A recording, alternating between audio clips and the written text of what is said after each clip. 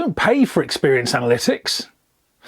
Today, I'm going to talk you through how you can do experience analytics on your business yourself without having to come to people like, well, me. Welcome to Talking Experience Analytics with a decent beer in a shed. And this is Cirque du Swerve from Drecker out of Fargo, North Dakota. Twisty. Now then, experience analytics is a practice of gathering the reality of the customer experience within your business. And I would love to be the vendor that supplies your experience analytics data and your analysis and all that sort of stuff. But you don't need me. Not initially. You can roll your own. And I'm going to talk you through exactly how you do that.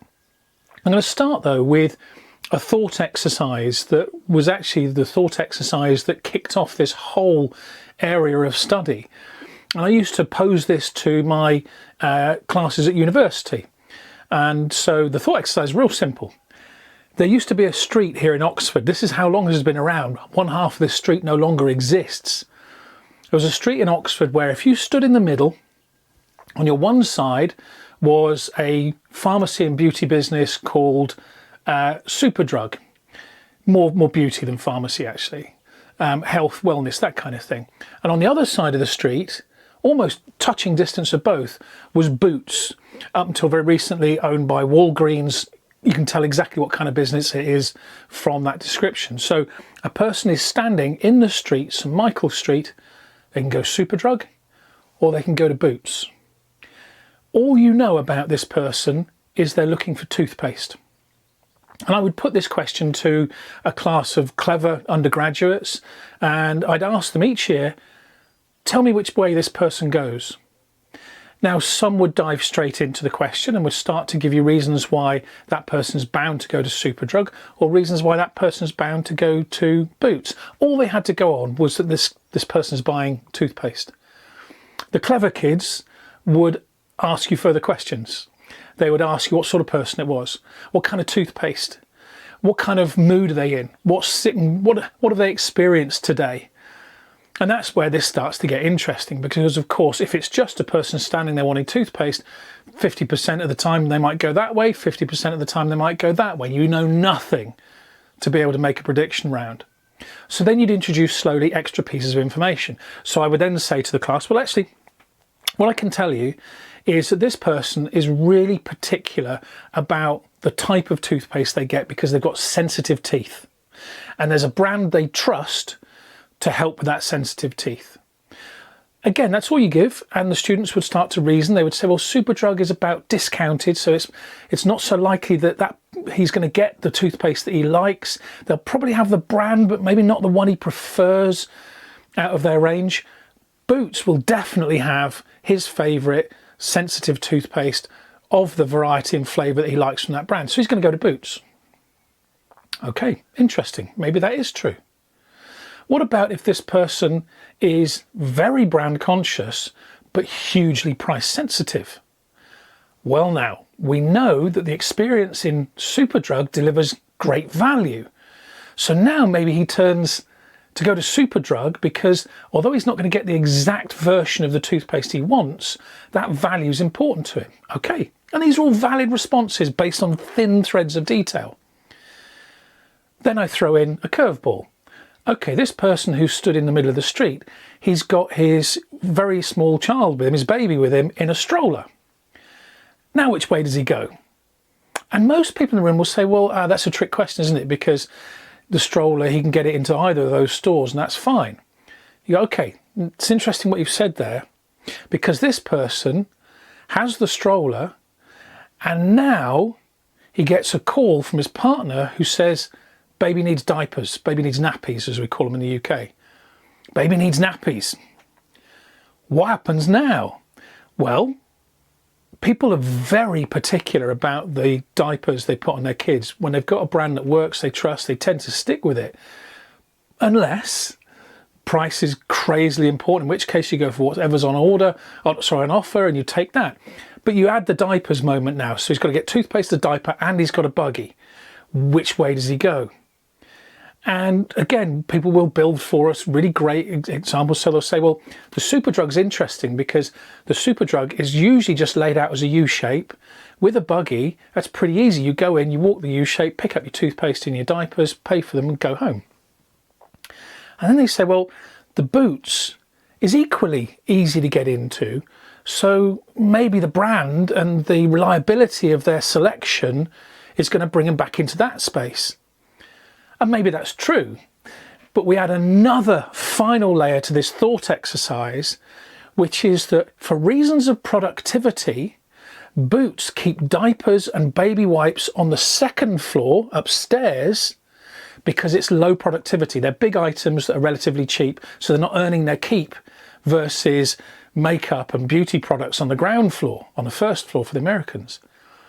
So what happens now? This person knows that to get diapers from Boots, they're going to have to take that buggy upstairs. Well, that's either to carry it or to leave it downstairs, take the baby upstairs, risk it getting stolen or accidentally taken, or to chance that the lift is working, and store lifts are almost never working in these places.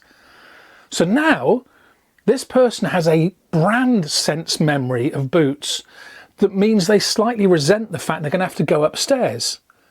They almost certainly go to Superdrug and accept that they'll get Sensodyne, which is the toothpaste brand they like, but maybe not the flavour they want, but they'll get it and it'll be a great price, and they'll be able to pick up the diapers just as they walk in and they'll go out. So all of those things allow us to build a picture of two things: the reality of the experience delivered and the impact of a particular customer profile on that physical reality. That's what helps us to understand preference between those two poles. Now, how do you do this with your business? The first step is to do a very simple inventory of the experience. Walk the experience physically from start to finish.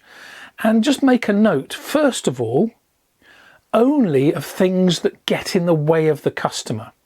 And they can be physical things. It could be that you don't have automatic doors, the customer has to push. That's a thing. It might not seem important right now, but it's a friction. So frictions are things that get in the way of the customer. So just make a note of all of these as you go around. A friction can be, oh, actually, do you know what? My promotions here, they're not that easy to read and understand. So that makes it more difficult. The customer has to push through that to redeem a good offer. I'm going to note that down as a friction. And list all of them throughout. Okay, actually, my paying at the till is a friction, but I'm pretty good at the tills. We've got lots of tills available. My staff are very highly trained to move customers through quickly, and we have self-service available, and we have pay on the app. So they're definitely a friction because customers have to go through that, but it's a good one. And you're starting to build up now that you're going to add some scores to this later. So on the one hand, you've built up all of the frictions that the customer has to go through, everything the customer must push through in order to spend money with you. Now you're going to make a list on the other side, so 2 columns. On this list is everything the customer gains from shopping with you. We call this reward, friction and reward. Reward isn't loyalty, isn't the points, although they are rewards. It is everything the customer gets from you. So it could be a wider range. That's on the reward side. It could be fantastic pricing and promotions on the reward side.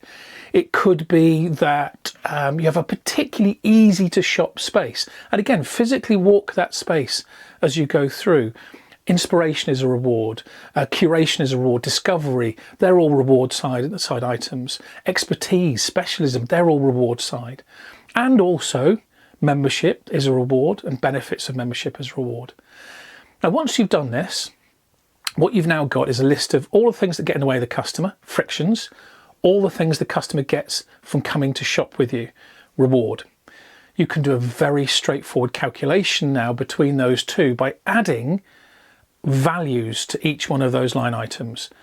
And at this point, it's a bit back of the envelope, but it's still incredibly useful to do. Rate out of 10, and this will be your opinion, so this is quite subjective when you do it yourself, unless you spend, as we did, 6 years researching the best possible customer interaction and shopper marketing and all those sorts of things to understand the reality of what the value of frictions and rewards are to people. But anyway, you've got your frictions, you've got your rewards, put values in the columns next to both of those. Now do exactly the same thing with your 3 most challenging competitors, where you know your money is going to. What you'll have at the end of this is a comparative data set that you can then overlay customer profiles on top of. So you can start to say, a bit like the example of the customer with the buggy and the toothpaste, what is a customer that I want to sell to trying to do when they shop me? What's their mission? And what mindsets and need states are they in when they do it? So are they a customer who is highly leveraged to loyalty? Are they time poor? Are they very motivated by brands? Do they need inspiration? Are they a high touch customer? Whatever it is, you know how to do profiles. Create the profile, and then what you'll do is you'll look at all of your scores and you'll apply a push or a pull on those scores. So you might say, this customer who is in their lunch break looking to do something very quickly, anything time related, I'm going to deduct points against that. So even if I've got really fast checkout processes, the fact that a checkout process exists at all knocks me back 2 points. But a rival retailer who has a worse checkout, they're still going to have 2 points taken from their score. So now I've got an area where I'm ahead. And once you've done that, once you've applied a push and pull to all of those elements of the friction and reward of the experience, then you can come up with a basic index for your business for that customer type, which is add up all the frictions, add up all the rewards with the pushes and pulls you've applied, take one from the other, and whatever that number is the number you'll use to compare yourself with the alternatives. So if your number is better than those 3 aggressive competitors, good, that customer is likely to prefer you. If it's behind in any areas, well, now you've got an action plan for what to change in the experience to turn that around. Then you'll do it with other customer profiles, and you might find there are some customer profiles where you're way ahead or way behind. Well, there you know where you can detune the investment and increase investment. It can drive where you put your effort and your dollars to make a difference in the business. And what you've done in that description is you've created a friction reward index for your business using experience analytics that can drive from empirical fact where you apply the gas and where you apply the brakes in the business, where you can save money, where you can drive revenue. The power of that is unreal. And I'd love you to come and do that with us eventually. And of course, we can do that at scale for you. We take all the heavy lifting. We've answered all the questions you can possibly ask. We've already answered them. We have an extraordinary AI integration layer now on CrowdBit that you can just ask it. You can tell it, you can use it as a priest. You can tell it your problems and it will give you solutions. You can tell it your challenges and it will find you routes through it. You can do all that with us. But first of all, having watched this video, just get yourself a sheet of paper and a pen. Write down your frictions, write down your rewards, score them, compare yourself. The picture you get at the end of that, of the reality for customers in your business, is priceless. And even better, you haven't paid a penny for it. That's value.